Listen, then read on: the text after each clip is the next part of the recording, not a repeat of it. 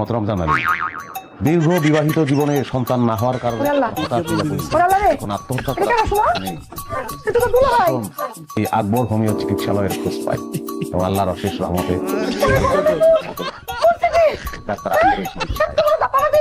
doctor আকবরের চিকিৎসায় আমি এখন 3 সন্তানের জন্য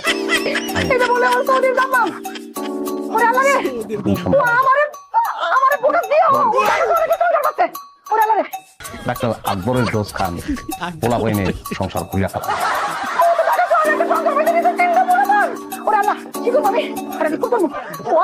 পোলা বইনে